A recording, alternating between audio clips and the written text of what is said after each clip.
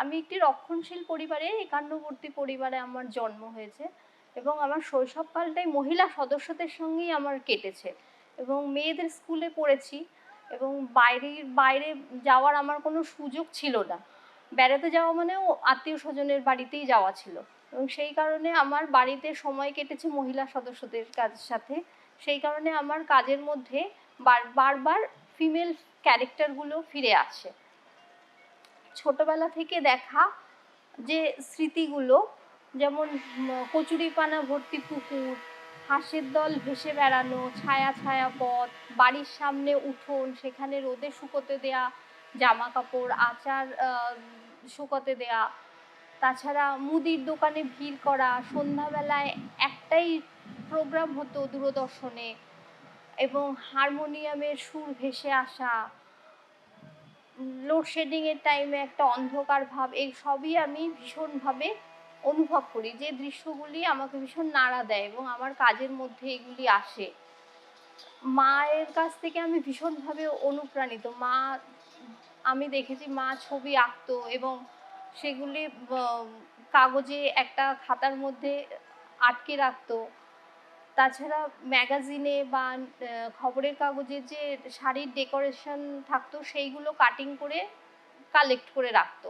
তো সেখান থেকে আমি ভীষণভাবে অনুপ্রাণিত, আমিও সেগুলো দেখে দেখে ছবি আঁকতাম। তাছাড়া মা আমার দিদির জামা বানিয়ে দিত, সেখানে এমব্রয়ডারি করা, তারপরে সেখান থেকে মায়ের শাড়ি থেকে একটুখানি যা কাপড়ের টুকরো কেটে নেওয়া, সেগুলো রেখে দিতাম পুতুলের জামা তৈরির জন্য।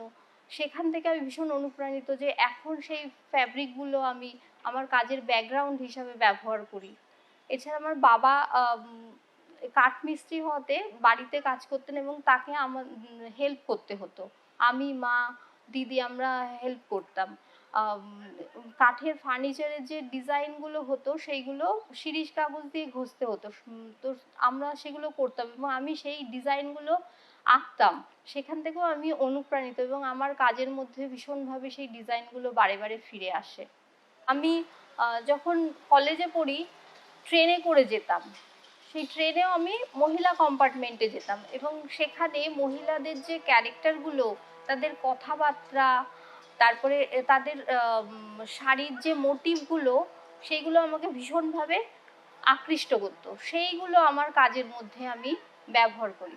আমি একটি ভীষণ সাধারণ মানুষের আটপৌরে জীবনগুলো আমি দেখাই, যেটা আমি রোজ যাওয়া আসার পথে দেখি যে মানুষ, আমি যেহেতু একান্নবর্তী পরিবারে বড় হয়েছি, যে ফ্যামিলি, একটা ছোট ফ্যামিলি, তার মধ্যেও কত আনন্দ রয়েছে, সেই আনন্দটাকে আমি অনুভব করি, সেইগুলো আমি দেখাই। ভীষণই সাধারণ মানুষের জীবনগুলি আমি কাজ করি, কিন্তু আমি এইগুলো মিনিয়েচার থেকে, ইন্ডিয়ান মিনিয়েচার থেকে আমি ভীষণভাবে অনুপ্রাণিত। আমি কলেজে যখন লাইব্রেরিতে গিয়ে ছবিগুলো দেখছি, সেই পেন্টিংগুলোতে কালার অ্যাপ্লিকেশন, কিভাবে multiple perspective, birds eye view, detailing, সেগুলো আমাকে ভীষণভাবে আকৃষ্ট করেছে। তো সেইগুলি আমি আমার কাজের মধ্যে ব্যবহার করি। আমরা নিজের অতীতকে ভুলি না, আমার তাই মনে হয় ব্যক্তিগতভাবে। আমরা অতীতে কিভাবে জীবনযাপন করে এসছি সেইগুলো ভীষণভাবে আমাদের উপলব্ধির মধ্যে থেকে যায় এবং সেখান থেকেই একটা নতুন কিছু সৃষ্টি তৈরি হয়। তো আমার কাজের কিছুটা জায়গা সেই জায়গা থেকেই পরবর্তীকালে গড়ে উঠেছে। সেখানে দেখতে গেলে কিভাবে এটাকে আমি আমার কাজের সাথে অ্যাসিমিলেটেড করছি, সেই জায়গাটা ভাবতে গেলে আমি যদি বলি, আমার মা বাবা প্রথম জীবনে রাজমিস্ত্রির কাজ এবং তারপরে বাড়িতে হাউসকিপিং এবং নানা ধরনের শ্রমিকের জীবন যাপন করা, এর মধ্যে দিয়ে কিন্তু তারা তাদের পরিবেশকে তৈরি করেছিল। এবং পরবর্তীকালে যখন আমি ছোট ছিলাম, আমি এমন একটি স্কুলে পড়তাম, সেখানে কিন্তু কোনো ক্লাস ডিভিশন ছিল না। একটা রিক্সাওয়ালার ছেলেও সেখানে পড়ছে, আইপিএস অফিসারের ছেলেও রয়েছে, বিজনেসম্যানেরও ছেলে রয়েছে, বাড়িতে কাজ করা বা মানুষেরও, যারা বাড়িতে চাকরের কাজ করে অ্যাকচুয়ালি, তাদেরও ছেলে মেয়ে পড়ছে। এই যে ক্লাস ডিভিশন না হওয়ার দরুন সবাই একটা বাসে, স্কুল বাসে উঠছি এবং কালচারাল রিলেশনশিপগুলো গড়ে উঠছে। ওর কালচার আমি অ্যাডাপ্ট করছি, আমার কালচার ও অ্যাডাপ্ট করছে। এখান থেকে কোথাও থেকে যেন আস্তে আস্তে আস্তে আস্তে পরবর্তীকালে যখন আমি এই আমার পাস্ট মেমোরিগুলোকে ভাবছি যে কিভাবে আমি ওখান থেকে কোট করছি আমার জায়গাগুলো, কিভাবে আমার ছবিগুলোকে বিল্ড করছি, এইখান থেকেই কিন্তু শুরু হচ্ছে আমার ভাবনা চিন্তা। পরবর্তীকালে যখন কলেজে ঢোকার পরে এবং পাশ করার পরে যখন আমি রেগুলার প্র্যাকটিসটা করে যাচ্ছি, সেই সময় আমার নজরে কিন্তু আসে এই বড় বড় আধুনিক শহর গড়ে তুলছেন যারা, সেই মানুষগুলোর জীবনযাত্রা। এই বড় শহরে গড়ে তোলার পিছনে এই মানুষগুলোর জীবনযাপনের বিষণ্ণতা, দ্বন্দ্ব, তাদের ভালোবাসা, তাদের তাদের এই এই এই যে যুদ্ধ, জীবন যুদ্ধ, এইটা কিভাবে তারা ফেস করছে এবং তার মধ্যে সোশিও পলিটিক্যাল যে স্ট্রাকচারটা রয়েছে, তাদের কালচারাল রিলেশনশিপগুলো কিভাবে তৈরি হচ্ছে, এই জায়গাগুলো ভীষণভাবে আমাকে ভাবাচ্ছে। এবং কাজের মধ্যে নানানভাবে কিন্তু এইগুলো আসছে, সেগুলো কখনো কিন্তু ডিরেক্টলি, কখনো ইনডিরেক্টলি। সেটা কিভাবে কখনো কখনো ভীষণভাবে আমার সাবকনসিয়াস মাইন্ডে এমন এমন কিছু জিনিস থেকে যায় যেগুলো পরবর্তীকালে একটা কোনো ইনসিডেন্টকে আমি যখন দেখি, তখন কিন্তু ওখান থেকে আমার সাবকনসিয়াস মাইন্ডে কিন্তু ওগুলো তৈরি হয়, রিলেশন তৈরি করায় এবং সেখানে কিছু কিছু মোটিভ তৈরি হয়। সেই মোটিভগুলোকে আমি আমার মতো করে বিল্ড আপ করি এবং আমার কম্পোজিশনে সেগুলোকে কম্পোজ করি। তো এই যে চিরন্তর যাত্রাটা চলছে, তো সেখানে দেখতে গেলে আমি একটু আবার পিছনে ফিরে যাই। যে আমি যেমন বললাম যে আমার স্কুল জীবনের কিছুটা কথা, পরবর্তীকালে আমি আমার বাড়িতে দেখেছি যে আমার বাবা যে ফ্যাক্টরিতে চাকরি করতেন বা মা যে ফ্যাক্টরিতে চাকরি করতেন পরবর্তীকালে, তো সেইখানকার কিছু শ্রমিক সন্ধেবেলা বাড়িতে আসতো এবং সেখানে তখন তাদের কিভাবে আরও ফাইন্যান্সিয়ালি স্ট্রং করা যায়, তাদের মানসিকতাকে কিভাবে আরও দৃঢ় করা যায়, এই জায়গাগুলোকে নিয়ে কিন্তু একটা কালচারাল প্র্যাকটিস হতো। সেটা ধরুন সঙ্গীতের মাধ্যমে, পথনাটিকার মাধ্যমে বা কবিতা, এই ধরনের নানান ধরনের কিন্তু অ্যাক্টিভিটিটা বাড়িতে হতো। সেটা আমি ভীষণই কাছ থেকে দেখছি। এবং পরবর্তীকালে আমি এমন এমন কিছু কাজ করেছি, যেমন ধরুন একটি বস্তিতে ক্লাস, হ্যাঁ, তো সেই বস্তিতে কারা থাকতো, সেই বস্তিতে কিন্তু এই শ্রমজীবী যারা মানুষ, যারা দিন আনে দিন খায়, তাদের ছেলে মেয়েদের সাথে কিন্তু আমি ইন্টারাক্ট করছি, তাদের ওই বসতির মধ্যে আমি ঢুকছি, তাদের স্পেসগুলো কিভাবে তৈরি হচ্ছে। হ্যাঁ, এই এই জায়গাগুলো কিন্তু ভীষণভাবে মানে আমাকে ভাবিয়েছে। আমি আমি ওখান থেকে ভীষণভাবে ইনফ্লুয়েন্স হয়েছি। এইগুলো ঠিক মানে আমি হয়তো বলেও আমি ঠিক বোঝাতে পারছি না, কারণ এগুলো না আমার জীবনের সাথে এমনভাবে জড়িয়ে রয়েছে, আমার চোখের সামনে স্বপ্নের মতো ভাসছে জিনিসগুলো। আমি রিয়েলাইজ করতে পারছি সব সময়। আমি যখনই শহরের মধ্যে দিয়ে হেঁটে যাই, আজও যখন আমি দেখছি জিনিসগুলোকে, আমি আমার সেই ফেলে আসা জীবনের কিছু কিন্তু মুহূর্তগুলোকে আমি ইন্টারঅ্যাক্ট করাতে পারি, কানেক্ট করাতে পারছি অ্যাকচুয়ালি। তো সেই জায়গা থেকে ভাবতে গেলে আমার ছবিগুলোকে আমি সেইভাবেই বিল্ড করি। ধন্যবাদ। I have seen Anjan and Soma's work for more than 10 years now, but I've seen them selectively from time to time. This was for the first time that I saw the entire body of work ranging from 2009.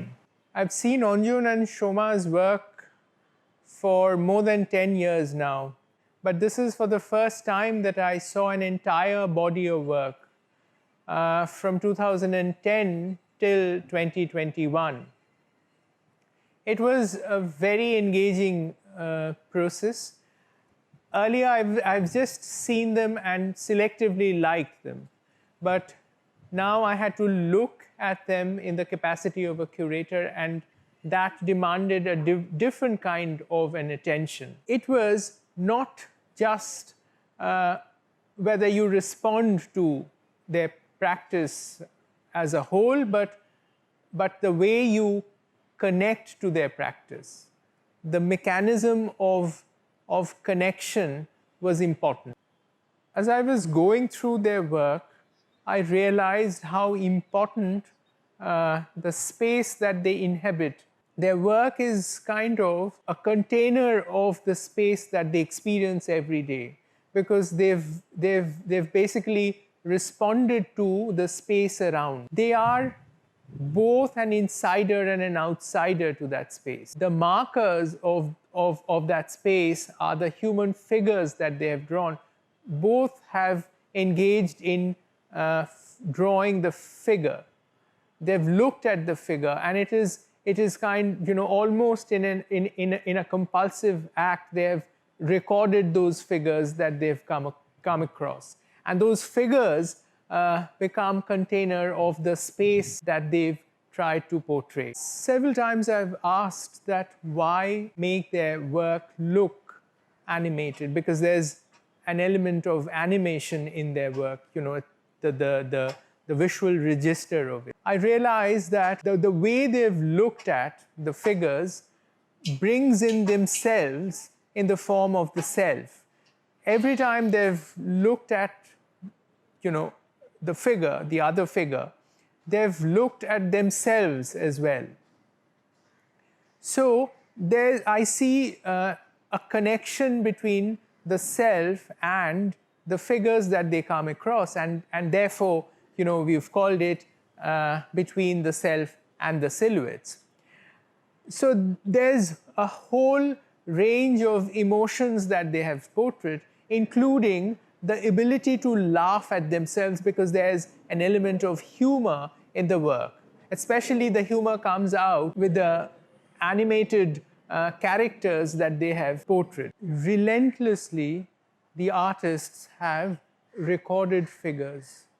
As I've said earlier, that it's like a compulsive act. Looking at the artists in action with the probing eye of a researcher, I see that they also play the role of artist ethnographer. So the approach is also like that of a recorder of someone who's dealing with a whole community of people.